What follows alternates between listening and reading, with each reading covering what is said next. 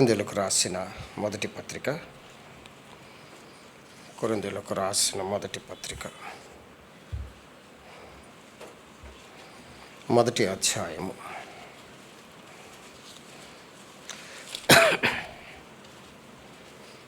కొరింథీయులకు రాసిన మొదటి పత్రిక మొదటి అధ్యాయం 18వ వచనం అందరము కలిపి చదువుకుందాం. 18వ వచనం అందరం కలిపి చదువుకుందాం. చదువుదామండి. సిలువను గూర్చిన వార్త నశించిన వారికి వెరితనము కానీ రక్షింపబడుచున్న మనకి దేవుని శక్తి. తరువాత అదే అధ్యాయము 23వ వచనం అందరం కలిపి చదువుకుందాం. అయితే మేము సిలువ వేయబడిన క్రీస్తును ప్రకటించుచున్నాము. సిలువ వేయబడిన క్రీస్తును మనము ప్రకటిస్తున్నాము. అపోస్తలుడైన పౌలు తన జీవితంలో కొరింథీయులకు ఈ పత్రిక రాస్తూ సిలువను గూర్చి ఎక్కువగా చెప్పిన అపోస్తలుడు ఎవరంటే పౌలు గారు. తన జీవితంలో సిలువను చాలా ఆయన ఆ సిలువ కార్యమును గూర్చి, ఆ సిలువ యొక్క త్యాగాన్ని గూర్చి ప్రతి సంఘానికి అతడు రాస్తూ వస్తున్నాడు. చూడండి, మొదటి కొరింథీయులు 2వ అధ్యాయము 2వ వచనం ఎన్నిసార్లు రాస్తున్నాడు చూడండి. మొదటి కొరింథీయులు 2:2 చదువుదామా. నేను యేసుక్రీస్తును అనగా సిలువ వేయబడిన యేసుక్రీస్తును తప్ప మరి దేనిని మీ మధ్య నెరుక్కుందనని నిజం. ఏమండి, ఆయనకి ఏం తెలీదా? గమాలియేలు యొక్క గొప్ప విద్యను అభ్యసించినట్టు వాడు, ధర్మశాస్త్రంలో శ్రేష్ఠుడు. కానీ వీరితో ఏమంటున్నాడు తెలుసండి, కొరింథీ సంఘాంతి ఏమంటున్నాడంటే సిలువ వేయబడిన క్రీస్తును తప్ప మరి దేనిని నేను ఎరుగను. ఆ మార్గంలో ఉన్నవారిని హింసించే వాడు ఇప్పుడు ఏమంటున్నాడంటే నాకు ఇంకోటి వేరొకటి నాకు తెలియదు, వేరొక విషయం నాకు తెలియదు, ఒక్కటే నాకు తెలుసు. నేను ముందు నాకెన్నో తెలుసు, యూదా మత సంబంధముగా నాకు అన్నీ తెలుసు. కానీ ఇప్పుడు నేను ఒకటే నాకు తెలుసు, ఇప్పుడు నాకు ఒకటే తెలుసు, క్రీస్తు సిలువ వేయబడిన యేసును తప్ప మరి దేన్ని కూడా నేను ఎరగకుండా. అంత ప్రభావితము చేసింది అపోస్తలుడైన పౌలు జీవితంలో సిలువ, అంత ప్రభావితం చేసింది. యేసు ప్రభువారి యొక్క సిలువ త్యాగము అంత ప్రభావితం చేసింది. ముందు ఆ సిలువకు వ్యతిరేకముగా నడిచిన వ్యక్తి ఇప్పుడు ఆ సిలువను ప్రకటించకుండా ఉండలేకపోతున్నాడు. ఆ సిలువను గూర్చి మాట్లాడకుండా ఉండలేకపోతున్నాడు. ఆ సిలువను గూర్చి ప్రతి ఒక్కరితో తర్కించకుండా ఉండలేకపోతున్నాడు. సిలువ అనేది ఆయన జీవితంలో చాలా ప్రధానమైన స్థానం సంపాదించింది. అందుకనే కొరింథీ సంఘస్థులకు రాస్తూ అంటున్నాడు 18వ అధ్యాయంలో, సిలువను గూర్చిన వార్త నశించు వారికి వెర్రితనం. నశించిపోయే వారికి వెర్రితనం. అది హేళనగా ఉండొచ్చు, అదెంతో శాపకరమైన మరణమని వారు అనుకోవచ్చు. సిలువను గూర్చిన వార్త వారికి వెర్రితనము, కానీ మనకేమిటండి, దేవుని శక్తి, దైవశక్తి. అది ఆ శక్తిలో మనము రక్షింపబడిన వారంగా ఉన్నాం. రక్షింపబడిన వారికి ఈ సిలువను గూర్చిన అర్థము మనకి తెలిసేది ఉంటుంది. చూడండి, 17వ వచనం, మొదటి కొరింథీయులకు 1వ అధ్యాయం 17వ వచనం. బాప్టిసం ఇచ్చుటకు క్రీస్తు నన్ను పంపలేదు, కానీ క్రీస్తు యొక్క సిలువ వ్యర్థము కాకుండానట్లు వాక్చుత్ర్యము లేకుండా సువార్త ప్రకటించుటకే ఆయన నన్ను పంపాను. చూడండి, ఆ సిలువను గురించి ప్రకటిస్తూ ఉన్నాడు. సిలువ వ్యర్థము కాకూడదు అంటాడు. వలసే పత్రికలు అంటాడు, అనేకులు సిలువకు ఏమై ఉన్నారు, శత్రువులై ఉన్నారట. అనేకులు సిలువకు ఏమైనారు, శత్రువులై ఉన్నారు. దేవుడు యేసయ్య తన జీవితంలో ఆ సిలువ మీద చేసిన త్యాగము వలనే మనము రక్షింపబడ్డాను. కృపచేతనే మనం ఏమయ్యామండి, రక్షింపబడ్డాం. అది మన శక్తి, మన భక్తి కాదు, మన యొక్క వేరే విషయాలు కాదు, కృపచేతనే. కృప సిలువ మీద ప్రత్యక్షపరచబడి ఉంది. ఆ కృప వెల్లడిపరచబడింది, ఆ ప్రేమ వెల్లడిపరచబడింది. దానివలనే మనము ప్రభు యొక్క సిలువను మనము వ్యర్థము చేసుకోకూడదటండి. ప్రభు యొక్క సిలువకు మనము శత్రువులము కాకూడదట. ప్రభు యొక్క సిలువకు మనం ఏమవ్వాలంటే విధేయులం అవ్వాలి. అది ప్రకటించాలి. అందుకంటే చూడండి, సిలువను గూర్చిన వార్త నశించు వారికి వెర్రితనము కానీ, అక్కడ గమనించండి, ఎవరికి శక్తి అది? రక్షింపబడిన వారికి, రక్షణ పొందిన వారికి, ఆ రక్షణను అనుభవించినట్టు వారికి. ఆ దేవుని యొక్క శక్తి. ఆ సిలువే లేకపోతే మనకు విలువ లేదు, మనకి రక్షణ దొరకదు. అందుకే రక్షింపబడుచున్న, అది గమనించండి, రక్షింపబడుచున్న మనకు. రక్షింపబడ్డావా? నీకు అది దేవుని శక్తి. రక్షింపబడుచున్న మనకు, అది గమనించండి. ఎవరైతే రక్షింపబడ్డారో వారికి శక్తి. ఆ శక్తి కలిగిన వారు ఆరాధించకుండా ఉండలేరు. కాబట్టి మనము రక్షింపబడిన వారము సమాజముగా కూడి వస్తున్నాం, పరిశుద్ధులుగా కూడి వస్తున్నాం, ప్రభువుని ఆరాధించడానికి వస్తున్నాం, ప్రభువుని మహిమపరచడానికి వచ్చినాం. మనకు అది శక్తి, మనకు అదేంటండి? రక్షింపబడ్డారా? చాలామంది రక్షింపబడిన వారు కూడి రావటమే ఆరాధన. పడుతుంది. చాలామంది ఇంకా కొంతమంది రక్షింపబడలేని వారు ఉన్నారు. ఆ సిలువ వారికి ఎలాగుంది? ఇంకా వెర్రిగా నవ్వుతున్నారు. ఇంకా రక్షణ ఏంటిలే, అప్పుడే రక్షణ ఏమిటిలే అనుకుంటారు, అప్పుడే మాకు రక్షణ ఏమిటిలే అనుకుంటారు. అర్థమైందా? ఒకవేళ దేవుడు ఇప్పుడు నేను పిలిస్తే నువ్వు రక్షణ పొందకపోతే ఎక్కడికి వెళ్తావు? నరకానికి పోతావు. అర్థమైందా? రక్షింపబడే మనకి అది ఎలా ఉందంటే, దేవుని యొక్క శక్తి బయలుపరిచింది దేవుని యొక్క సిలువ. ఆ సిలువ రోమీలకు మరణకరమైన శిక్ష ఏదైనా విధించాలంటే సిలువ మీద వేస్తారు. అర్థమైందండి? కఠినమైన నేరస్తులకి మేకులు కొడతారు. సాదా సీదా దొంగలను ఏం చేస్తారు? తాళ్ళతో కొడతారు సిలువ మీద. అందరూ చూస్తుండగా చేస్తూ ఉంటారు. ప్రభు రక్తం చిందించాలి, అందుకే ఆయన మేకులతో కొట్టబడి ఉన్నారు. అందుకే ఆయన మన దోషాలను ఆయన ఎంచినట్టు వాడు కాదు, మన దోషాలను భరించినట్టు వాడు. నువ్వు ఇలాగా ఆయన చూపించలేదు, నువ్వు ఇలాగున్నావు అని ఆయన చూపించలేదు. నీ దోషములను ఆయన భరించాడు, నీ పాప శిక్షను ఆయన వహించి ఉన్నాడు. అందుకే చూడండి, 130వ కీర్తనలో ఒక మంచి మాట ఉంటుంది. కీర్తనలు 130వ కీర్తనలో 2వ వచనం అనుకుంటా. చూడమ్మా, చదవండమ్మా. అదేనమ్మా. ప్రభువా, నా ప్రార్థన ఆలకించుము, నీవు చెవియొగ్గి నా ఆర్తధ్వని వినుము. యెహోవా నీవు దోషములను కనిపెట్టి చూచిన ఎడల, ప్రభువా, ఆయన దోషాలు కనిపెట్టి చూస్తే ఆయన దగ్గర ఎవరు నిలుస్తారు? కదండి, ఆయన దగ్గర ఎవరు నిలవలేరు. యెహోవా నువ్వు దోషములను కనిపెట్టి చూస్తే నీ దగ్గర ఎవరు నిలుస్తారు? ఆయన అంత పరిశుద్ధుడు. ఇప్పుడు మీకు ఒక ప్రశ్న వేయాలని ఆశపడుతున్నా. ఎన్ని పాపాలు చేస్తే నువ్వు పాపి అంటావు, నిన్ను పాపి అంటారు? చెప్పండి. ఎన్ని పాపాలు చేస్తే నిన్ను పాపి అంటారు? ఒక్కటి చాలు కదా, ఒక్కటి. ఒకవేళ నువ్వు పాపం చేయకపోయినా నువ్వు పాపి. ఎందుకు? జన్మతః మనం ఎవరమో పాపులము. నా తల్లి నన్ను గర్భంలోనే పాపంలోనే కన్నది అంటాడు.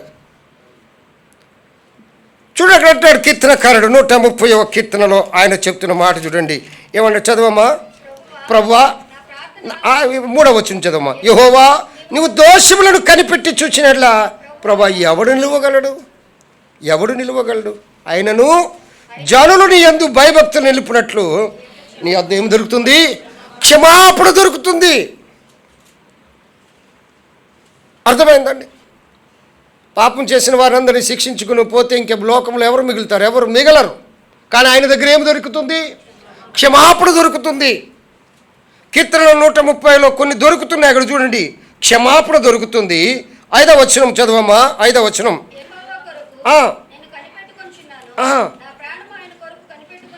ఆయన దగ్గర నిరీక్షణ దొరుకుతుంది. రెండవది, ఒకటి క్షమాపణ దొరుకుతుంది, రెండవది నిరీక్షణ దొరుకుతుంది. 3వది చూడండి, 7వ వచనం. ఇశ్రాయేలు యెహోవా మీద ఆశ పెట్టుకొనుము, కృప దొరుకుతుంది.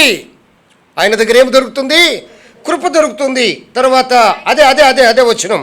ఆయన సంపూర్ణ 4 అధ్యాయంలో ఈ కీర్తన హిజ్కియా గారు రాశారు, యాత్రా కీర్తనలో. ఒకటి ఏంటండి? క్షమాపణ దొరుకుతుంది, రెండవది నిరీక్షణ దొరుకుతుంది, మూడవది కృప దొరుకుతుంది, నాలుగవది విమోచన దొరుకుతుంది కదండి. క్షమాపణ అనేది చాలా గొప్ప వరం అండి. దేవుడు క్షమించినట్లు ఎవరిని క్షమించలేరు. అర్థమైందండి? ఆయన క్షమించిన రీతి చూస్తే ఎంత అద్భుతంగా ఉందో తెలుసా అండి. అది ఒక కథ చెప్తున్నాడు సీమోనుతో ప్రభువారు. క్షమించే విషయంలో ఒక కథ చెప్తున్నాడు. చూడండి, లూకాసు వార్త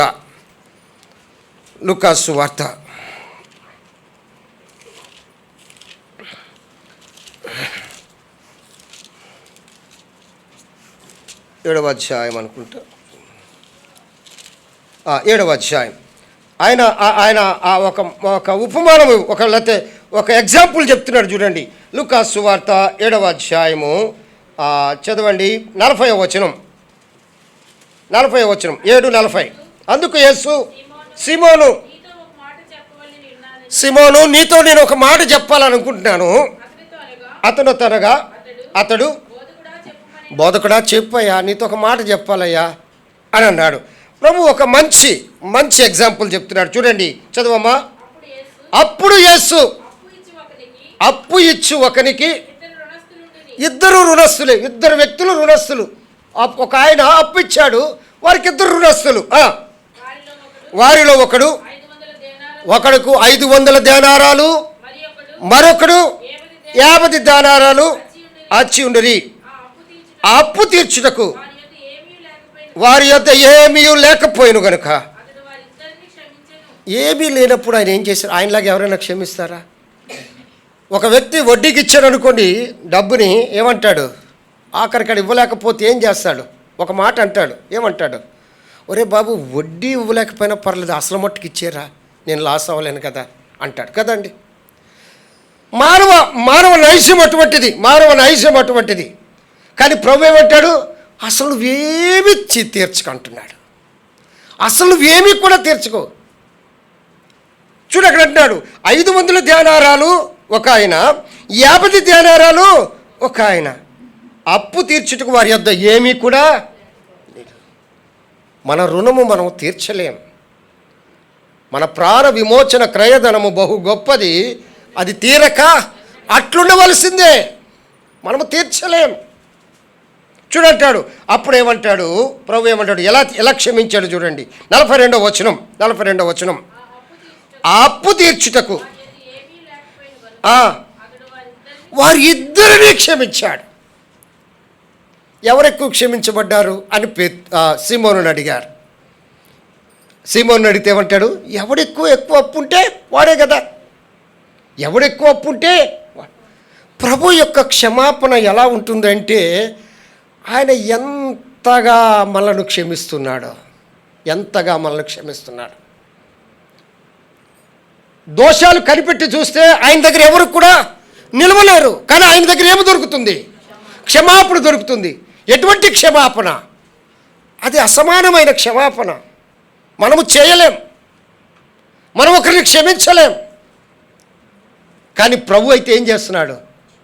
ఇద్దరిని సమానంగా. ఏమనాలి? అయ్యా, ఆ 50 ఇద్దరు ఒకే స్థితిలో ఉన్నారు, అది గమనించండి. ఇద్దరు తీర్చలేని స్థితిలోనే ఉన్నారు. రుణము ఒకరిది పెద్దది కావచ్చు, ఒకరిది తక్కువ కావచ్చు, ఒకరిది ఎక్కువ కావచ్చు రుణము. కానీ ఇద్దరు పరిస్థితి ఏమిటంటే తీర్చలేని వారుగా ఉన్నారు. ఇద్దరు కూడా తీర్చలేరు. ఎవరైనా అడిగితే ఏమంటారు? పోన్లేండి, చిన్న రుణం అయితే పోనీ మీరు ఏదో లాస్ అవ్వచ్చు, 50 రూపాయలు కదా, తీసుకొట్టేయండి అంటారు. కానీ పెద్ద రుణం అయితే నువ్వు ఎక్కడ లాస్ అవుతావు అంటారు కదా. పెద్ద రుణం అయితే నువ్వు ఎక్కడ లాస్ అవుతావు, కాబట్టి వాడిని మట్టుకు కొద్దిగా సమయం ఇచ్చి మీరు వసూలు చేయండి అంటారు. కానీ ఇద్దరి పరిస్థితి చూడండి, తీర్చలేని వారుగా ఉన్నారు. ఎటువంటి ఘోర పాపినైనా దేవుడు క్షమించడానికి సిద్ధముగా ఉన్నాడు. క్షమించేవాడు. ప్రభా, చిన్న పాప అని పెద్ద పాప అని లేదు, ఎటువంటి వాడినైనా ఆయన క్షమించేవాడుగా ఉన్నాడు. ఎటువంటి వారినైనా ఆయన క్షమించిన, అది సిలువ కార్యం. అది అంటారు కదా కీర్తనలో 86వ కీర్తన 5వ వచనములో, ఎటువంటి వారినైనా ఆయన క్షమిస్తున్నాడు. ఎటువంటి కీర్తనలు 86వ కీర్తన 5వ వచనం. ప్రభువా నీవు దయాళుడు, నీవు దయాళుడువు. క్షమించుటకు సిద్ధమైన మనస్సు గల అబ్బా, ఆయన మనసే క్షమాపణ మనసు. క్షమించుటకు సిద్ధముగా ఉంటాడు. ప్రభువా నన్ను క్షమించు అంటే క్షమించడానికి సిద్ధముగా ఉన్నాడు. చదువమ్మా 5 వచనం 86:5. ప్రభువా నీవు దయాళుడు, నువ్వు దయాళుడవు. క్షమించుటకు సిద్ధమైన మనస్సు గలవాడు. క్షమించుటకు ఆయన ఎటువంటి వాడండి? సిద్ధముగా ఉన్నాడు. మనమైతే క్షమించడానికి వాయిదా వేస్తాం. చూస్తాంలేండి, కొద్దిగా ఆలోచిద్దాం అని ఆలోచి. ఇద్దరు ఒకే పరిస్థితిలో ఉన్నారు, కానీ ఇద్దరూ క్షమించబడ్డారు. నువ్వు ఏ పరిస్థితిలో ఉన్నా సిలువ కార్యము నిన్నేం చేసిందంటే క్షమించింది. సిలువ కార్యము నిన్నేం చేసింది? క్షమించింది. ఆయన దోషాలు కనిపెట్టి చూస్తే ఆయన దగ్గర నిలవలేము, కానీ ఆయన దగ్గర ఏం దొరికింది? మనకి క్షమాపణ దొరికింది. పెద్ద చిన్నారి లేదు, జాతి భేదము రంగు భేదము లేదు, లేకపోతే ఇంకొక భేదము లేదు. 500 దేనారాలు అచ్చున్న వాడిని క్షమించాడు. 50 దేనారములు అచ్చున్న వాడిని కూడా ఆయన ఏం చేశాడు? క్షమించాడు.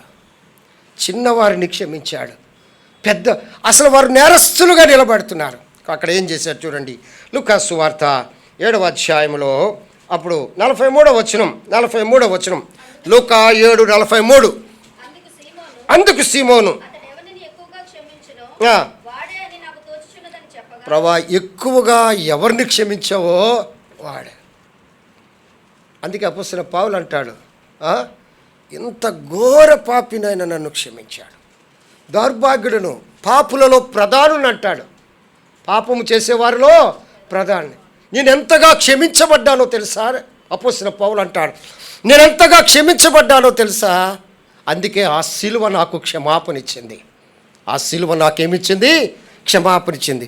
దాన్ని నేను ప్రకటించకుండా ఉండలేను, దాని గురించి నేను మాట్లాడకుండా ఉండలేను, దాని గురించి నేను వివరించకుండా ఉండలేను, దాని గురించి నేను చెప్పకుండా ఉండలేను. ఆ సిలువ ఈ ఘోర పాపిని అయిన నన్ను ఏం చేసింది? క్షమించింది. ఆ యేసు ప్రభువారి యొక్క త్యాగం చూడండి. అప్పుడేమన్నారు? ఎంత మంచి మాట అంటారు చూడండి. అవన్నీ మనం చదువుకుంటే సమయం చాలదు కానీ 47వ వచనం, లూకా సువార్త 7వ అధ్యాయం 47వ వచనం. ఆమె విస్తారముగా ప్రేమించను గనుక ఆమె విస్తార పాపములు క్షమించబడనని ఆమె విస్తారముగా. చూడండి ఎంత మంచిగా. ఆమె పాపాలు ఏమయ్యండి? క్షమించబడ్డాయి. తర్వాత కొంచెముగా ప్రేమించునని చెప్పి, ఎవరికి కొంచెముగా క్షమించబడినో. ఏమిటి దీని అర్థం ఏంటి? సీమోను, నువ్వు చాలా కొద్దిగా ప్రేమించావయ్యా నన్ను. ఆమె విస్తారముగా ప్రేమించింది. ప్రభు ఆయన ప్రేమలో మార్పు లేదు, మన ప్రేమలో మార్పు ఉంది. ఆయన క్షమాపణలో మార్పు లేదు, మనము క్షమించడంలో మార్పు ఉంది. ఆయన దోషాలు కనిపెట్టి చూస్తే ఆయన దగ్గర ఎవరు నిలవలేరు. ఆయన దగ్గర ఏం దొరికింది? క్షమాపణ. విస్తారముగా క్షమించబడింది. ఆమె పాపాలు క్షమించబడ్డాయి. అందుకే పాపులలో ప్రధానమైన నన్ను ఆయన క్షమించాడు. ఆయన ఆ సిలువను గురించి నేను మాట్లాడకుండా ఉండలేను, ఆ సిలువను నేను ప్రకటించకుండా లేను. ఆ సిలువ శక్తిని నేను అనుభవిస్తూ ఉన్నాను. కాబట్టి ఆ సిలువకే నేనేం చేస్తున్నాను? జయోత్సవముతో దాన్ని నేను ఇస్తున్నాను, ఊరేగిస్తున్నాను సిలువను. సిలువ ఏమి చేసిందండి? సిలువ ఏమి చేసింది? యేసు ప్రభువారి మరణం మనకేమి చేసింది తెలుసా? అర్థమైందా? సిలువలో కనుపరిచిన దేవుని ప్రేమ మొదటిది. సిలువలో ఏం కనబడింది? దేవుని ప్రేమ కనబడింది. రోమాపత్రిక 5వ అధ్యాయం 8వ వచనం. రోమాపత్రిక 5వ అధ్యాయము 8వ వచనం చూడండి. అయితే దేవుడు మన ఎడల వెల్లడిపరచబడింది. ఆ సిలువలో ఆయన ప్రేమ వెల్లడిపరచబడింది. ఎలాగా? ఆ ప్రియకుమారుని మన కొరకు అర్పించటం వలన. ఆ సిలువ దేవుని ప్రేమను కనుపరిచింది. సిలువలో దేవుడు కనుపరిచిన దైవ ప్రేమను మనం చూస్తున్నాం. ఆ ప్రేమ అగాపే ప్రేమ. ఆ ప్రేమను నీవు నేను రుచించినట్టు వారముగా ఈ దినం ప్రభువుని ఆరాధించడానికి వచ్చాం. అయితే దేవుడు మన ఎడల తన ప్రేమను వెల్లడిపరుచున్నాడు. ఎట్లనగా మనం ఇంకనూ పాపులమండి. మనం ఇంకనూ ఎలా ఉన్నా పాపులమై ఉండగానే వెల్లడిపరిచిన ప్రేమ, సిలువలో వెల్లడిపరిచిన ప్రేమ, నీ కొరకు ఆయన ఆ ప్రేమను వెల్లడిపరిచి, నా కుమారుడా, నా కుమార్తె, ఇదిగో నా ప్రేమ అని చూపిస్తున్నాడు. రెండవది, ఆ సిలువలో ఇంకేం కనబడింది చూడండి. లూకాసు సువార్త 23వ అధ్యాయం 34వ వచనం. సిలువలో ప్రకటించిన క్షమాపణ. సిలువలో ప్రకటించిన క్షమాపణ. మొదటిది గమనించండి, సిలువలో కనుపరిచిన దేవుని ప్రేమ. రెండవది, లూకాసు సువార్త 23వ అధ్యాయం 34వ వచనములో సిలువలో ప్రకటించబడిన, నీ కొరకు నా కొరకు ప్రకటించబడిన క్షమాపణ. చదవమా. యేసు, తండ్రి, వీరేమి చేయుచున్నారో వీరెరుగరు గనుక వీరిని క్షమించు. క్షమాపణ ప్రకటించబడింది. ఆయన సిలువ మీదే ప్రకటించడము కాదు, ఆయన 3.5 సంవత్సరాలు పరిచయం చేసినప్పుడు కూడా ఆయన చాలామంది పాపాలను క్షమించాడు. ఇప్పుడే మనం చదివాము లూకాసు వార్త 7వ అధ్యాయంలో, అమ్మ నీ పాపములు క్షమించబడి ఉన్నాయి. మార్క్స్ వార్త 2వ అధ్యాయంలో పక్షవాయువు కలిగిన వ్యక్తిని ఏం చేశాడు, నీ పాపములు క్షమించబడి అంటే శాస్త్రులు పరిచయం. ఈయనెవరు క్షమించడానికి? ఈయనేం దేవుడా? అసలు పాత నిబంధన ప్రకారం పాపములు క్షమించబడాలంటే ఏం చేయాలి? వారు మేకనో, కోడునో, గొర్రెనో, ఎడ్లనో తీసుకెళ్ళి బలిపీఠం దగ్గర అర్పించాలి. ఈయన ఒక మాట చెప్పేస్తున్నాడు, నీ పాపములు క్షమించబడి ఉన్నాయని. ఆ పాపాత్మురాల స్త్రీతో చెప్పేస్తున్నాడు, లేకపోతే ఆ యొక్క రోగితో చెప్పేస్తున్నాడు, మరొకరితో చెప్పేస్తున్నాడు నీ పాపములు. అందుకే ప్రభు అన్నాడు, మార్క్స్ వార్త 2:10 అంటాడు, పాపములు క్షమించుటకు మనిషి కుమారునికి భూమి మీద ఏముంది? నాకు అధికారం ఉంది. ఆయన సిలువ మీద పలకక ముందే ఆయన పాపములను ఏం చేశాడు? మాదిరిగా ఇతర పాపములు సిలువలో మన కొరకు ప్రకటించబడిన క్షమాపణ. ప్రభా, నా పాపములను క్షమించావు, నీ ప్రేమను నా పట్ల వెల్లడిపరిచావు, నా పాపములను క్షమించావు, నీకు వందనాలయ్యా అని మనం చెప్పాలి. ఇంకేం చేశాడు ఆయన? సిలువలో ఏం చేశాడు తెలుసా? సిలువలో తీర్చబడిన రుణం కనబడుతుంది. మన కొరకు ఆయన ఆ రుణమును తీర్చాడు. కొలసీలకు రాసిన పత్రిక 2వ అధ్యాయం 15వ వచనం. కొలసీలకు రాసిన పత్రిక 2వ అధ్యాయం 15వ వచనం. ఆయన అన్నిటికంటే ముందుగా ఉండి ఆయనే సమస్తమునకు ఆధారభూతుడు.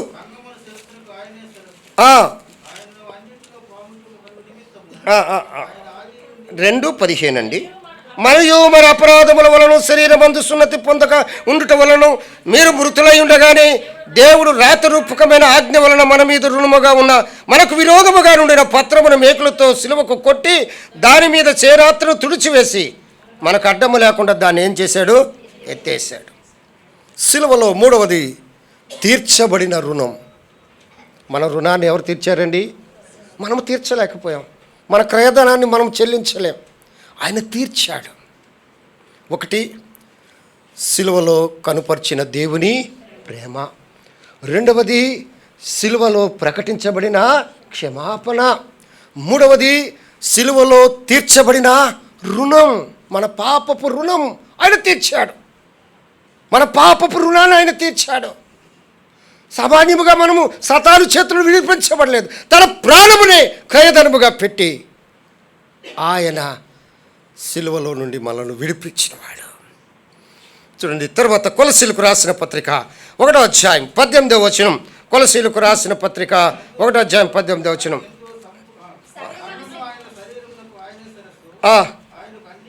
పంతొమ్మిదవ వచనం. ఆయన యందు సర్వ సంపూర్ణత నివసింపవలననియు ఆయన సిలువ రక్తము చేత ఏం చేశాడు? సంధి చేశాడు. నాలుగవదిగా సిలువలో కార్చిన రక్తం. ఆయన తన రక్తాన్ని మన కొరకు దారపోశాడు.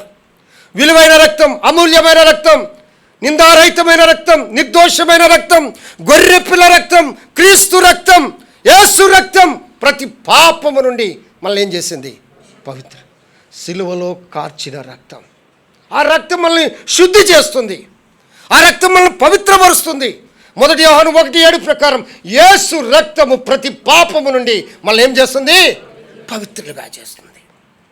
ఆ శిలువ కార్యం. అందుకంటాడు అపోస్తలుడైన పౌలు, నాకు దేవుని శక్తి, నశించిపోయే వారికి అది వెర్రితనము కానీ నాకు అది దేవుని శక్తి. ఎందుకో తెలుసా కొరింథీ సంఘస్థులారా, ఎందుకో తెలుసా? ఆయన తన ప్రేమను సిలువలో వెల్లడిపరిచాడు. ఆయన తన క్షమాపణను సిలువలో ప్రకటించాడు. ఆయన నా రుణమును సిలువలో తీర్చి ఉన్నాడు. ఆయన కార్చిన రక్తము చేత నేను పవిత్రుడయ్యాను అని చెప్తూ ఉన్నాడు. అంత మాత్రమే కాదు, సిలువలో ఏ కార్యము జరిగిందో తెలుసా? సిలువలో ఏర్పరిచిన సమాధానం. 2వ అధ్యాయం ఎఫెసీయులకు రాసిన పత్రిక 2వ అధ్యాయం. సిలువలో మనకు ఏర్పరిచిన సమాధానం. చదవమ్మా. ఎఫెసీయులకు రాసిన పత్రిక 2వ అధ్యాయం 16వ వచనం. తన సిలువ వలన ఆ ద్వేషమును సమాధానపరిచాడు. దేవుడు ఏం చేశాడండి? ఏకశరీరం దేవునితో సమాధానపరచవాలని ఇలాగు చేసిన కనుక ఆయనయే మనకు సమాధానం. ఆయన పౌలు గారు చాలా మాటలు, సిలువ అనే పదం ఎక్కువ వాడింది పౌలు గారు తన పత్రికల్లో. ఆ సిలువ మనకేమిచ్చిందండి? సమాధానం ఇచ్చింది. అందుకే ఉభయుల్ని ఏకము చేసింది. దేవునితో మనకు సమాధానం లేదు, దేవునితో మనల్ని ఏం చేశాడు? సమాధానపరిచాడు. అంత మాత్రమే కదా, ఆ సిలువలో దేవుడు మరొకటి మనకు అనుగ్రహించాడు. ఆ సిలువ ద్వారా లూకాసు సువార్త 23వ అధ్యాయం 43వ వచనం మనకు తెలిసిన మాటే. లూకాసు సువార్త 23వ అధ్యాయం 43వ వచనం. అందుకు ఆయన ఆ దొంగతో చెప్తున్నాడు, అందుకు ఆయన వానితో, నేడు నీవు నిరీక్షణ. సిలువ మనకు ప్రకటించిన నిరీక్షణ, సిలువ వలన మనము పొందిన నిరీక్షణ సామాన్యం కాదు. అందుకే అది దేవుని శక్తి. సిలువ అనేది దేవుని యొక్క, అందుకే అది శక్తి అయింది. వెర్రోళ్ళకి అర్థము కాదు, పిచ్చోళ్ళకి అర్థము కాదు, దేవుని బిడ్డలైన వారికి అది అర్థమవుతుంది. రక్షింపబడుచున్న మనకు అది దేవుని శక్తి. రక్షింపబడుచున్న మనకు అదేంటండి? ఇంత శక్తిని మనకి ఇచ్చింది. ఇంత శక్తిని దేవుని ప్రేమను వెల్లడిపరిచింది, దేవుని క్షమాపణను ప్రకటించింది, మన రుణమును తీర్చింది. అంత మాత్రమే కాదు, ఆ రక్తముతో మనల్ని పవిత్రపరిచింది. పవిత్రపరచడమే కాదు, దేవునితో సమాధానపరచడమే కాదు, మనకు ఒక గొప్ప నిరీక్షణ వచ్చింది. ఇంకొక గొప్ప కార్యం జరిగింది. 1 కొరింథీయులకు రాసిన పత్రిక 15వ అధ్యాయం 55-56 వచనాలు. 1 కొరింథీయులకు రాసిన పత్రిక, 1 కొరింథీయులకు రాసిన పత్రిక. ఓ మరణమా, ఓ నీ విజయం ఎక్కడా? ఓ మరణమా, నీ ముల్లెక్కడా? సిలువలో చాలమ్మా, సిలువలో మరణం మరణించింది. అర్థమైందండి మాట? మరణం ఏమైపోయిందండి? చచ్చిపోయింది అంతే. మరణానికి మరణం ఉందా అంటే, ప్రభు యొక్క జీవములోనే మరణానికి మరణం ఉంది. ప్రభు యొక్క జీవములోనే మరణానికి ఏముందండి? మరణం ఉంది. మన మరణాన్ని ఇక ప్రభుత్వం మరణం మన మీద ప్రభుత్వము చేయదట. రోమపత్రిక 6వ అధ్యాయంలో అందరిని చంపేది మరణం అయితే, మరణాన్ని చంపింది ప్రభు అయిన యేసుక్రీస్తు వారి యొక్క శిలువ త్యాగం. మరణం మరణించింది.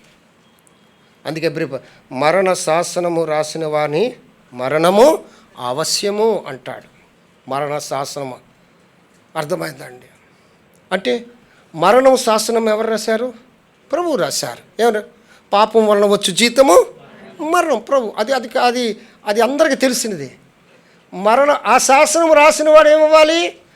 ఆ శాసనం రాసిన వాడు మరణిస్తేనే మరణం మీద మనకు విజయం. ఇప్పుడు అర్థమైందండి. మనకు ఒక రాజ్యాంగం ఉంది. రాజ్యాంగం మన ఇష్టానుసారంగా మార్చేసుకుంటామా? ఆ రాజ్యాంగం రాసిన వారు మార్చగలిగితేనే, ఆ పార్లమెంట్లో ఆ బిల్ పాస్ అయితేనే దాన్ని మార్చగలం. మరణ శాసనము రాసిన వాని మరణము ఆవశ్యముగా ఉంది. మరణ శాసనం ఎవరు రాశారు? పాపం వలన మరణము అని రాయబడి ఉంది. ఇప్పుడు ఆ మరణాన్ని జయించాలంటే శాసనము రాసిన వాడే మరణించాలి. ఆ మరణం మనకేమిస్తుంది? విజయాన్ని ఇస్తుంది. ఇప్పుడు మనం అనవచ్చు, ఓ మరణమా నీ ముళ్ళు ఎక్కడా, ఓ మరణమా నీ విజయం ఎక్కడా అనొచ్చు. అంత మాత్రమే కాదు, సిలువలో సాతానుడు ఏమైపోయాడండి, ఓడిపోయాడంతే. ఆఖరికి మాట చదువుకుందాం. కొలసీలకు రాసిన పత్రిక 2వ అధ్యాయం. కొలసీలకు రాసిన పత్రిక 2వ అధ్యాయం 15 వచనం. మనకు అడ్డము లేకుండా దాన్ని ఎత్తివేసి మన అపరాధములన్నిటినీ క్షమించి ఆయనతో కూడా మిమ్మల్ని జీవింపజేసెను.